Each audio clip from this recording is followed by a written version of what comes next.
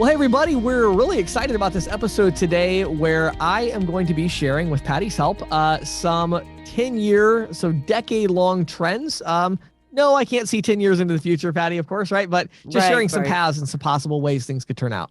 Yeah, and also, 10 years starts off with 1 year. There's steps, and I think you gave some really great insights. I think people will really be intrigued by what you have to offer. Yeah, well, thank you. So to be specific, we do, I provide 3 trends, and then I talk about how those trends will affect individual agents, small ISOs, and large payments organizations. Hopefully it's something that you find some value in. And then Patty, tell us about some of the trends that you talk about today in the Insiders Report. Well, in the Insiders Report, we're talking a lot about consumer spending, about buy now, pay later, and about consumers' e-commerce habits, and about basically how, the last 21 months has ushered in a lot of permanent changes in how people shop and how they spend. This episode is brought to you today by Lavu. They are the premier cash discounting point of sale solution for restaurants. If you'd like to learn more about Lavu and their processor agnostic solutions, what you can do is you can text a short code. So let me give it to you. You're going to text the word Lavu to the number 63975. 63975. Text the word Lavu, Lavu. You can get more information about becoming a reseller for them.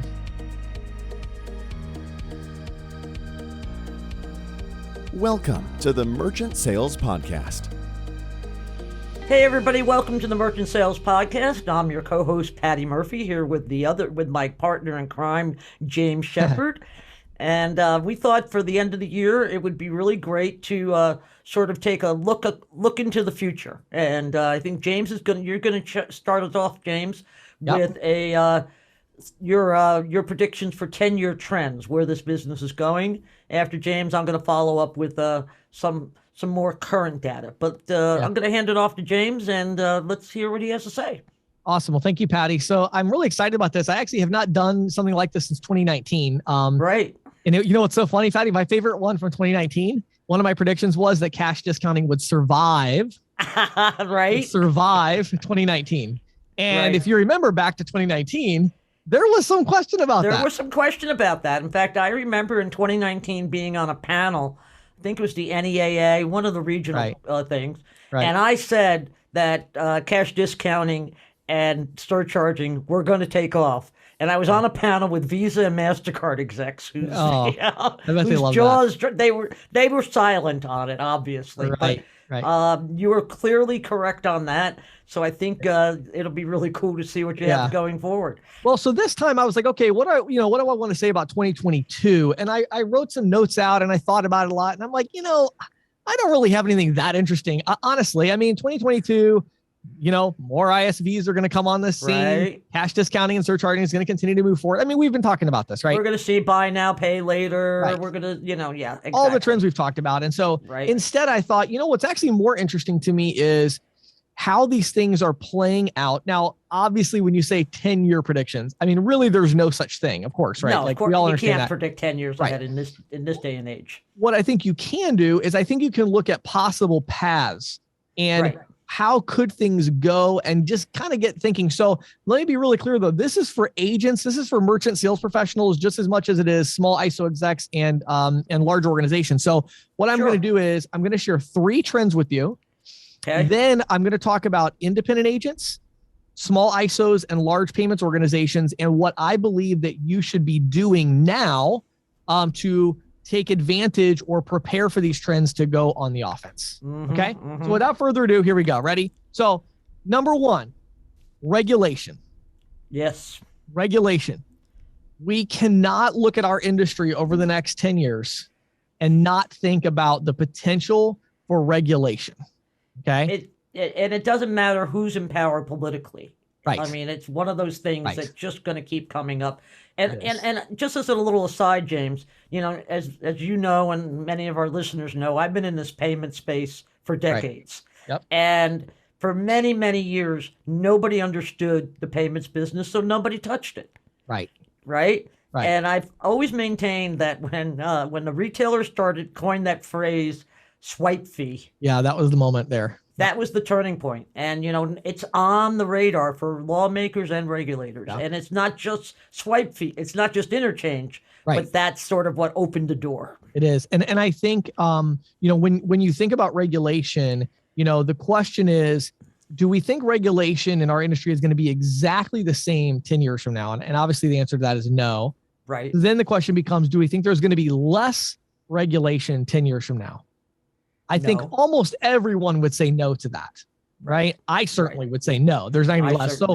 So what are we going to be looking at? Well, it's going to be more regulation. Okay. Right. So again, as Patty said, this is not a political statement. It really doesn't matter. I think whoever is in office, I think you're going to see more regulation in 10 years. And one of the ways that we know that trend is most likely going to happen is that we have two trends that are side by side here that we see. So number one, we see regulation in our market today with things like electricity, even water and sewer, and these other things are considered more utility. Right. We see more regulation, right, with that. So we've already seen some of that in the US, but then also we can look at Australia, we can look at the UK, we can look at the EU. And we can see massive, really, I would say, over-regulation of the payments industry. That's not to say that ours is going to go the same way, but it's an interesting thing to look at. So I have actually 4 ththings down here that I'm going to run through real quick that are possible paths that regulation could take. Okay. Okay. Let's hear.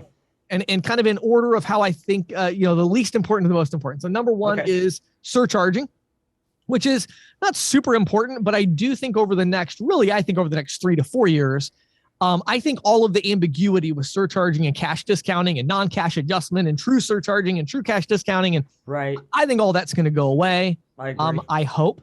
And I think that the U.S. government or the Supreme Court, one of them, depending on how things shape up, they'll step up and they will make a ruling or a law or something to kind of, streamline this and say, look, here's what you can do. And again, if we go to other countries, if you look at Australia right now, Australia does have surcharging. Almost all, I think it was 80% of large corporations in Australia that operate in Australia surcharge. Right. Okay? I've heard that stat also. That's a lot. And they can surcharge on debit. So they add the fee to debit and credit alike. So there's the only reason we have these non-cash adjustment programs is because Visa won't let us surcharge debit. So we try to find this way around it, which some people agree with, some people don't. I really believe all that ambiguity is going to go away. But all that to say, I think there could be more regulation around surcharging, non-cash adjustment. I do think that those regulations potentially will compress margins. Yes, of course. I don't think that I think if there is a regulation, it's not just going to be, hey, you can do this. It's probably also going to say you can do this, how you can do it. Right. Yes. This is how you can do it. Right. ABC. Correct. So number one, surcharging. Number two, interchange. We already alluded to it. Interchange. Literally, the U.S. is the only unregulated interchange market in the world, I think, at this point, as far as major countries. There may be some I don't. Yeah, there may be some other small ones, but I'm saying the EU, the UK, Australia. I mean, anywhere. Japan. It's everywhere. It's all regulated interchange. We haven't yet. And that has an impact because, Walmart is paying a lot higher interchange in the US than they are in the EU. Right. And Amazon. How long is that going to last? Right. Exactly. And also, the Durbin Amendment was sort of like the, not across what do they the call it? The camel's nose under the tent kind of thing. That was the major chink there. It was. So the doors opened there. So I think that's coming in the next 10 years. Then the question is there going to be regulation around pricing? So big difference here, regulating the underlying costs versus regulating the pricing. Now, my hope, and I think everybody's hope that's listening to this podcast, is that is not the case. But it certainly could be the case. And we need to be thinking about that. We need to be aware of that. And it's one of those things where a big part of this, I really believe, is going to come down to how good our industry is at self-regulating, right? Correct. Do we need regulation? Are we ripping people off? Are there high profile cases like the one you're covering on the Insiders with, where these with priority? Now, again, I'm not saying they did anything wrong. I'm just saying if that's proven that, oh wow, there's this huge thing, are there going to be high profile cases that are going to get lots of notice that, hey, credit card processing companies are ripping people off? Well, that's going to lead towards small business outrage, and that's going to lead to regulation. So And don't you think really the key there is transparency, right? I mean, yes, 100%. that's really what's at issue here. Right. Is, if the industry is moving, I believe, in a direction of greater transparency. It absolutely And then if is, the yes. industry can continue on that path, Right. that diminishes the need for that kind of regulation. And not to mention, I think what would happen is, I personally believe the path would be regulating interchange, then looking at the pricing. And I think it might be 3 or 4 years of, okay, we regulated the interchange down significantly. Everybody's cost of acceptance came down. Now the question is, are the ISOs and agents going to do things that are crazy there to continue charging the same high fees, but keeping the profits? Things like that, I think, could trigger more regulation on pricing. So I think that's yet to be seen how that'll play out. Right.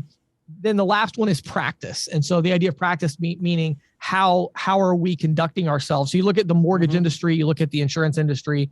You can't just, I couldn't just go out and start selling mortgages right now. I'm not licensed to do so. Right. And I think we could see regulation along those as well. And in fact, I could even see some of that regulation potentially coming prior to some kind of pricing regulation, because it's more of, hey, we got to make sure these people are legit, that they know what they're doing. Again, a lot of this comes down to how well we are self-regulating, and we're making sure that we know our industry. But I think if you're any type of individual agent, large organization, small ISO, you should be thinking about the impact of regulation.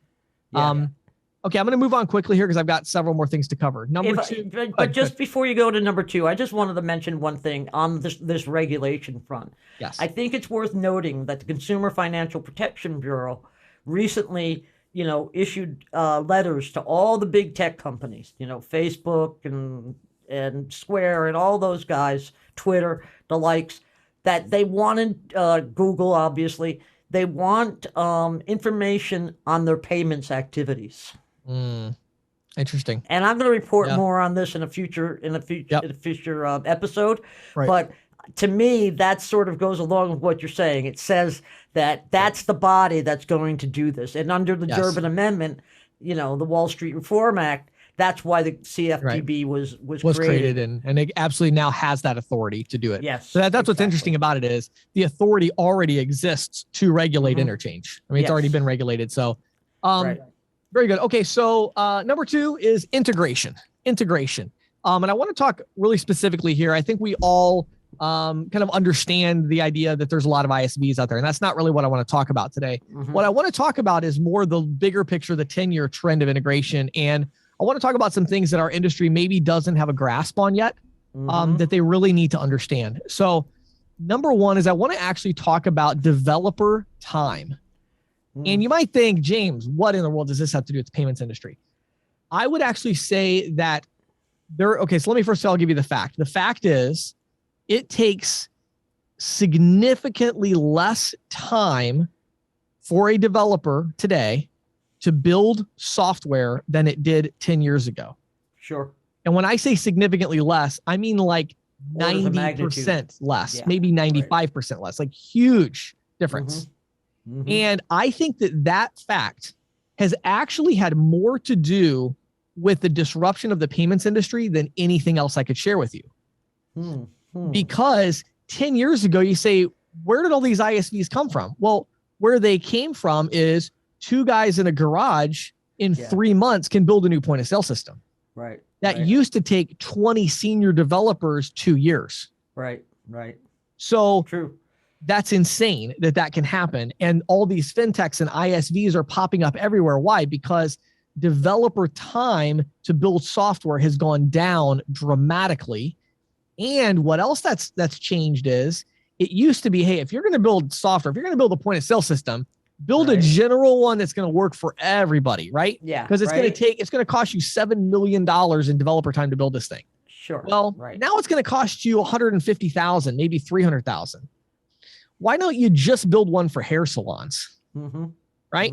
So what's happened is now this market has been dramatically fragmented, because it's so easy for a company to say, well, I see that big, I can't compete with Micros, but I can build a pretty cool system for, nail salons. I can build a pretty cool system for auto repair shops. So the law offices, right? And so these little verticals are starting to get their own solutions because developer time, it doesn't take nearly as much time or expense to build something. I was recently doing an event with Stacks previously Fat Merchant, and they were talking about their first, which we did on the podcast actually.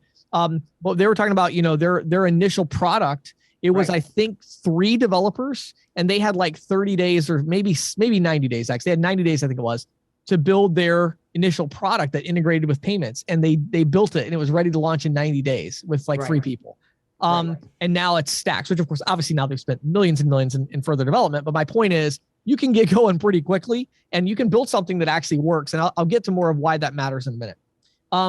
Number 2, we want to talk about the Payfac model. Okay. Mm-hmm. The other big trend here is, over the last couple of years, the underwriting processes for traditional processing companies has been an annoyance. The big PDF documents, all of this nonsense, right? All the voided checks and all these things. What you're going to see happen in the next 2 to 3 years is it's not going to be an annoyance anymore. It's going to be unacceptable. Yeah. And so what's going to happen is, as we get more and more integrations, and as more and more merchant account sales are written because of a technology that is going to be integrated with payments, the merchant and the agent and ISO, especially, and the ISV, they're going to have much less patience for, like, I'm signing this person up for a point of sale system that's going to revolutionize their business. It should not be harder for me to activate their ability to accept payments than it is for me to set them up on their software. Right? Of course, sure. And so as a trend, like, if you're still boarding merchants in that way, understand that that's a problem. You need to be if you're an agent, put pressure on your ISO. If you're an ISO, put pressure on the acquirer. If you're a large payments organization, figure this out. This is a solvable problem. Like, I don't understand. It boggles my mind, the organizational inertia. These massive companies, I know these huge companies, I won't name names, that they literally have a division that sets people up as Payfacs, and yet they themselves are still requiring these old school merchant applications from their ISOs and agents. Well, yeah. I mean, remember the interview we had recently with the company that did Payfac as a service, right? Right. I mean, it doesn't get much simpler than that. And it should not be any harder on the back end, as you say. So I think, as long term, as we look at the trend, I think our underwriting processes are going to need a really significant overhaul. Now, again, obviously, I'm not talking about big B2B accounts, high risk accounts. That's where that's all needed. Still. Of course it's needed, right? There, but not for these simple businesses. Right. These retail, and even a lot of the e-commerce ones that are low risk, really. The e-commerce in our industry has been treated like it's all high risk. It's not. So anyway, so we have that. And then lastly, I want to mention this trend, and I'm gonna specifically mention copper, because there's a big reaction to copper right now. For those of you who don't know, it's where you replace the little cable that goes from the point of sale system to the printer, and it kind of hijacks the system and allows you to take over the payment processing for legacy point of sale systems.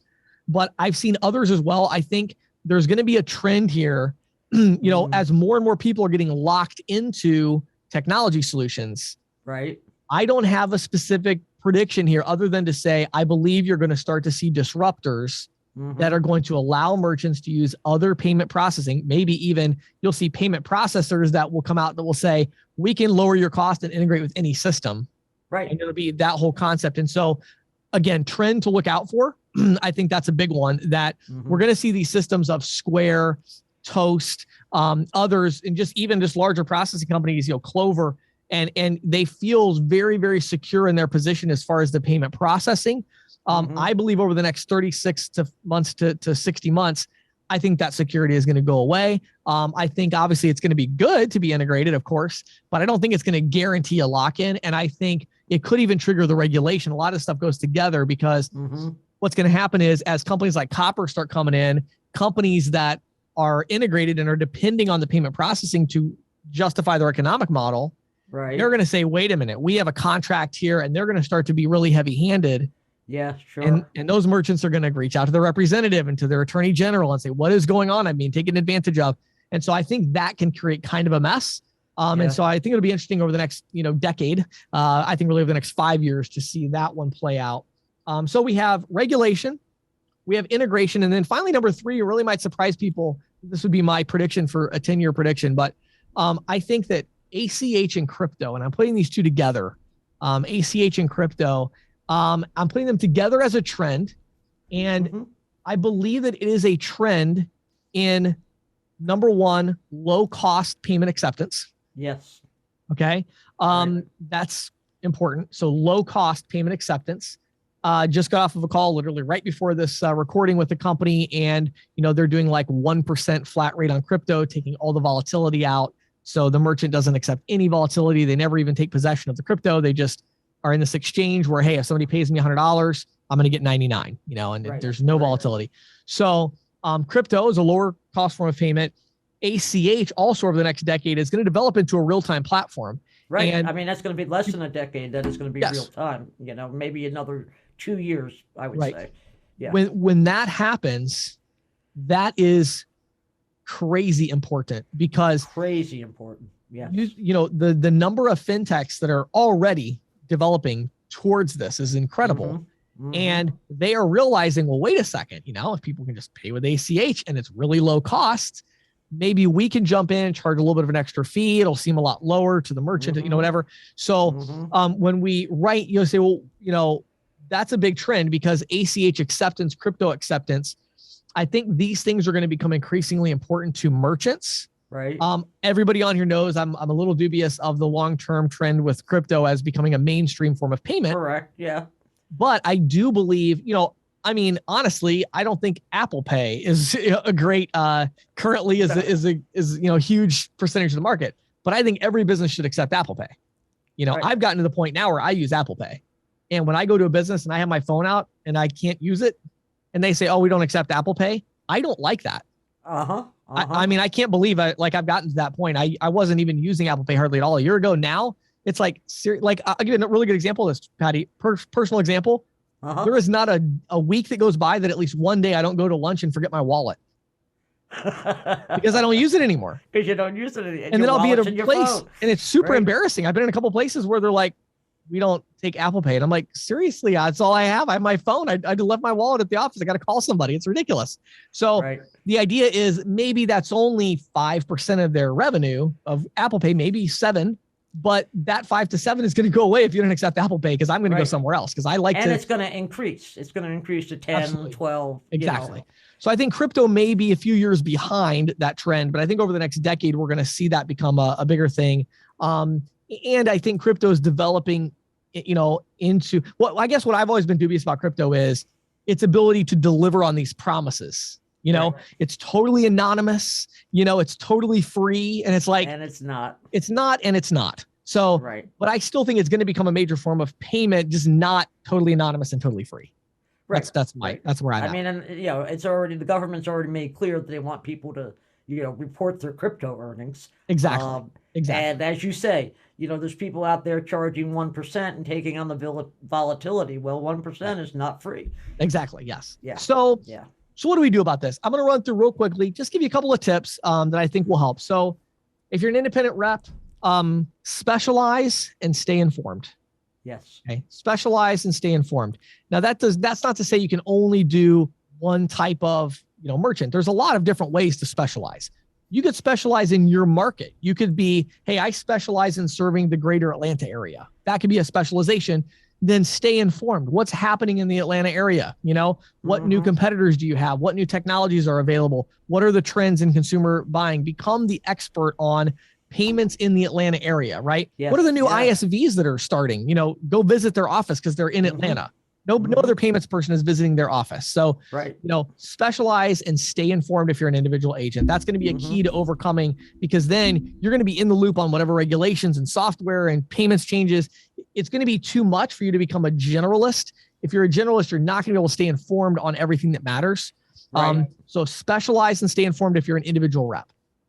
If you are a small ISO, I'm going to give you a tip that's probably going to blow your mind for most of you because you're like, wait a minute, we're a 1 to 3 person shop, let's say. Okay. Go ahead and develop software. I couldn't agree with you more, James. Yeah. Like, come on, seriously, like you don't understand, you can, and again, schedule consulting with me. I'm happy to help with this. I do it all the time. Like, I have developers on staff here and but before I had the developers on staff, like you can just go to upwork.com, you can go to Freelancer Networks, you can go to India, you can go anywhere. And if you have a well-designed and crafted, like this is exactly what we want, you can get something very you can get something that is ready to roll out, that is fully integrated with your payment processor for $50,000 to $100,000. Yeah. Okay. Over the course of 6 months. So, we're talking about a $10,000 a month investment. And for those of you that have a small ISO, you're like, well, I'm making $30,000 a month in residual. Okay. Well, do you want to protect it? Do you want to still have it in 10 years? Right. Well, look at your, you want to grow it. You want to grow it. Look at your portfolio, right? Like, where's the specialization? And you're like, well, a lot of times I work with these, contractors. Okay. What exactly do they want? Right. As far as their payment processing platform. And once you know exactly what they want, guess what? Build that. Hey, it has to be simple. It has to be simple. So you're going to have to learn. You have to learn some new things, but think about developing your own software package. It's so easy now to integrate. There's all these different gateways. It's super easy to integrate. And so think about developing software and build ISV relationships. Yes. Right. If you're a small ISO, get out there and build ISV relationships. Now, having said that, keep in mind on the flip side, you're going to have to be with a processing company that has more of that Payfac model of onboarding. Right. They're not going to want to send all their people through this long, drawn out process. They're going to want a really slick online application where they can somebody signs up and they're instantly approved. But do that. So that's for the small ISO. And then what about the large payments organization? Number one on my list is, I think it's finally time for these companies to start taking their brand seriously. The brand is going to start to matter a lot more. And I know, marketing departments are all going to be mad at me at these companies now. Like, oh, James is saying we don't care about our brand. You don't. So I don't care if you're offended. You don't. You just don't. That's all there is to it. So when I say care about it, are there people in the organization that are focused on the brand? Yes. Are these companies operationally focused on protecting their brand reputation? No, absolutely no, they are not. And this is going to become increasingly important because all the trends moving towards whether it's regulation, integration, when I talk to ISVs and I'm consulting them, and I've had just in the last week, Patty, I had one where I recommended a company that I know has great technology to integrate with this particular ISV.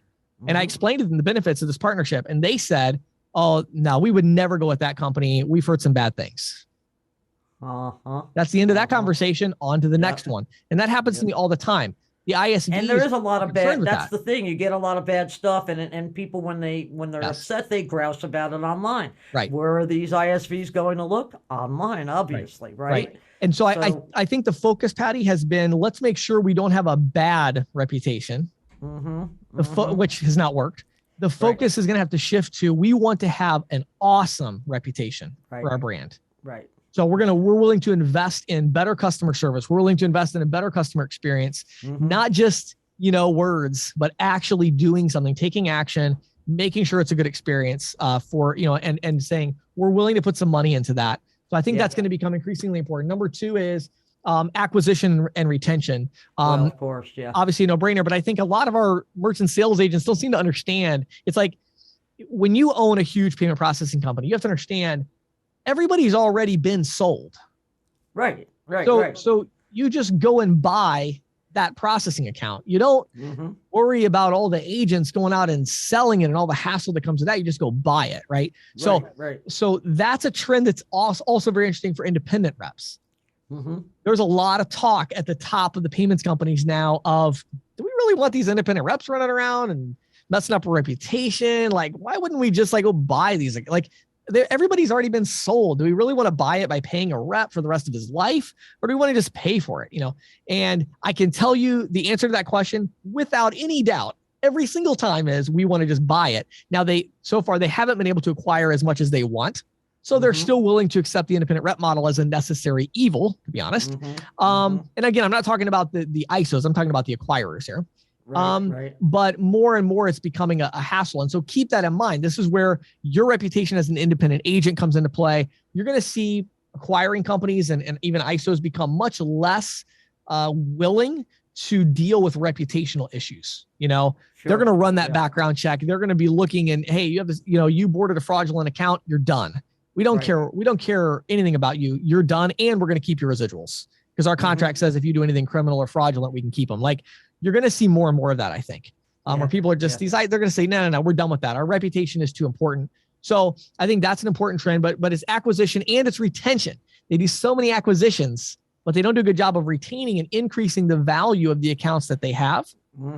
Trend over the next they 10 just years. sell payment processing and walk away when there's so much more they can be doing for those companies. Yes. And these successful companies are going to be those that are able to increase revenue, not by, excessive fee increases where tools like our tool, getisoamp.com, is just going to identify that and knock them out of the park. But more, value added things, technology integrations, different things like that, crypto and ACH acceptance, being on the cutting edge of these things and providing them to their merchants and making strategic acquisitions in the area of ISVs, software value adds, things of that nature are going to be super important for retention. So it's going to be, buy this book of business and then solidify it with lots of value add. Yes. Right. Yes. Those are going to be the successful companies. And then finally, last on here is train your team. As a large payments organization, and this also, of course, goes to the other two as well, whether you're individual or small ISO, is, the training needs to, you got to be trained. Things are changing very rapidly. And if you're not keeping up with that change, you are absolutely, you're not just going to get left behind, you're going to get run over. And what you're saying is ongoing training, right? Not just, give them a bunch of tutorials and send them out to the field, but to actually keep that training as a integral part of the relationship. Yeah, I find, Patty, the payments industry, unfortunately, lives in these very well-defined silos. Yes. And I'm so interested in all these things that ISV employees know that payments executives don't know, that independent agents don't know. And then there's things independent agents know that their managers don't know, that the owner of the ISO doesn't have any idea about. And I go to these boardrooms and stuff, or these Zoom calls with these executives. And I feel like half the call I'm saying, wait, like, don't you understand that that's not reality? Like, the agents don't believe that way anymore. They believe this. Right. Oh, really? Right. And then, what about, no. The ISVs don't care about that anymore. They care about this. And so I'm in a unique position, not that I'm smarter than anybody, just I'm doing consulting for all the different groups. So I'm talking to the individual agents. I'm talking to the ISVs, like all the time now. I'm on with ISVs for consulting. And then I'm on with the small ISOs, and I'm on with the payments executives. And it's like, there's all this like super interesting siloed information, and it just, they're not getting it. So I think that's super important. So there you go. There's my 10-year trends to keep an eye on. Thanks, James. That was really great. Really appreciate it. Well, everybody, this episode is brought to you today by Lavu and Lavu.com. Lavu is a processor-agnostic point-of-sale system that is designed specifically around cash discounting for restaurants. It is an iPad system. I love the sleek flexibility of it. We are coming out with a script later this month. We'll talk about it on the next episode, so don't miss that. But do take some time right now. If you haven't done so already this month, if you want to get more information, go to lavu.com, Lavu.com, or if you're just driving, you want to pull over to the side of the road for a minute, go ahead and text the word Lavu, Lavu. Text that to the short code 63975, 63975. You're going to get a link back with some additional information about becoming a Lavu reseller. Thank you very much for taking time to listen to this information about our sponsor, Lavu. Please do take a moment, if you enjoy the content, to support them by texting the word Lavu to 63975. This is the Insider's Report with Patty Murphy. So, James, it's the end of the year, and it's been a wild ride for a lot of people. Yes. But, as we enter the new year, consumer spending is really on the rise, which I think is good for everybody. Yes. An analysis by the New York Fed found that in the quarter ending September 30th, it marked the second consecutive quarter that Americans increased their credit card balances. Now, that's not unusual in regular years. Credit card balances generally rise in the second and third quarters, then register, even larger increase in the fourth quarter as consumers purchase for the holidays. And then the first quarter, they kind of contract a little bit. Right, sure. But second and third quarter increases didn't happen in 2020, leading the Fed and analysts to suggest that credit spending is now normalizing. I was listening to one of my favorite radio shows recently, Marketplace. It's on NPR, and whenever I'm driving around, I put that on. And I happened on the other day an interview with Visa's CEO, Al Kelly, who addressed this very, very topic. And he said that credit card balances are accelerating. He also said that face-to-face transactions are accelerating based on Visa's data. Okay. Now, the NPD group reports that consumer spending on discretionary merchandise had reached 100% of 2019 spending as of the 1st of December. And that's pretty impressive considering how depressed spending was in 2020. And just to remind people, discretionary sales include various sectors like retail, media, restaurants, apparel, consumer durables. Now, Kelly, in his interview on Marketplace, noted that debit and e-commerce certainly made the day for COVID. And that got me to thinking, behavioral and neurological scientists often talk about how it takes 6 weeks for new habits to take hold. If you want to learn to meditate, do it straight for 6 weeks. You want to quit smoking, do it straight for 6 weeks. Then it's pretty much a new habit. Well, the pandemic has been raging now for 21 months, suggesting that increased reliance on online spending and debit card usage is the new norm. Right. And I happen to find some stats from Adobe. Adobe has this unit that calls Adobe Analytics. They do a lot of reporting on e-commerce. They said that consumers spent $10.7 billion on Cyber Monday. Now that's about $100 million less than last year, but it's still the biggest single online shopping day of the year. Sure. And during the month of November, consumers spent a total of $109.8 billion online, which is up 11.9% over the same month in 2020. I've been in this business for a real long time, and I remember when we used to say, an ISO or an acquirer that had 100 billion in volume was like at the top of the pack. Right. Now I know that's not the case, but $109 billion is nothing to scoff at. Right. And the other thing is they said that buy now, pay later saw a 21% year-over-year bump on Cyber Monday, and that curbside pickup was used for 18% of all orders on Cyber Monday. Wow. Now again, reflecting back to my own personal experience, I got to tell you, I have not liked going to grocery stores for the last 21 months. It's like, I never did, but yeah. Yeah, I never liked it, but I like it even less now. And Right. I've become addicted to curbside pickup. Yeah. I mean, I love just going online, ordering everything I need. I don't do any of that dallying and buying things that I don't really need. I pull up, somebody puts it in the back of my car, and I'm off. I mean, so 18% on Cyber Monday. I think that's a really telling tale right there. It is. PayPal says BNPL transactions were 5 times higher on Black Friday compared to Black Friday of 2020. And PayPal's CEO told Reuters that more than 9 million consumers have now used its buy now, pay later service. Wow. Now, CNBC reports some research it took that showed 7% of shoppers were planning to use buy now, pay later for holiday purchases. Now, this is, of course, just a fraction of total credit and debit card usage, right? 51% were planning to use their credit cards, 55% were planning to use their debit cards. But it's significant when you consider what a brand new payment method this really is. Yeah. Also worth noting is buy now, pay later is big with young consumers. 12% of those between 18 and 34 were planning on using it this holiday season. Again, reflecting back on Marketplace, and I'm not a TikTok user, so I don't really understand this, but apparently recently Visa was running a buy now, pay later ad on a TikTok video with some famous performer. Sure. And they were like, some little thing like, you can tell them it only cost you $5. That was the first payment, of course. Right. And for all those who fear that buy now, pay later is going to detract from card sales, there's this. 75% of buy now, pay later transactions are paid down using debit cards.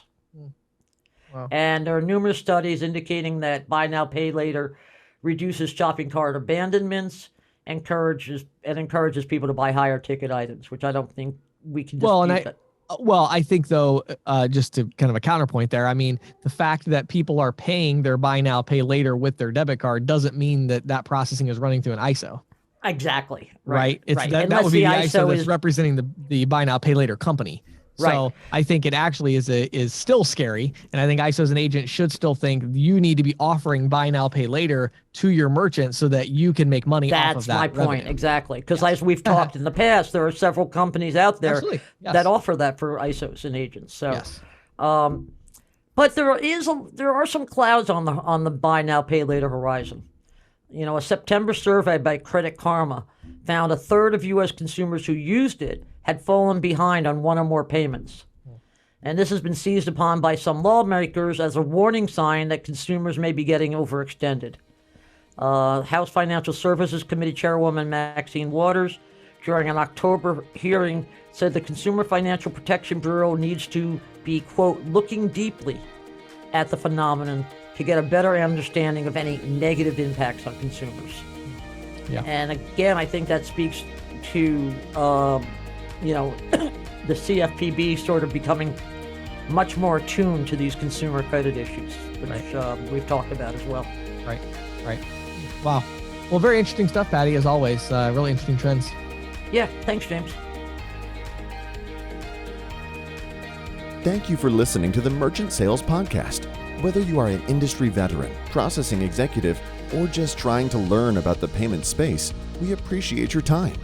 The Merchant Sales Podcast is a joint production of Greensheet.com and ccsalespro.com, and we hope you will tune in next week for more information and tips on building your merchant services business.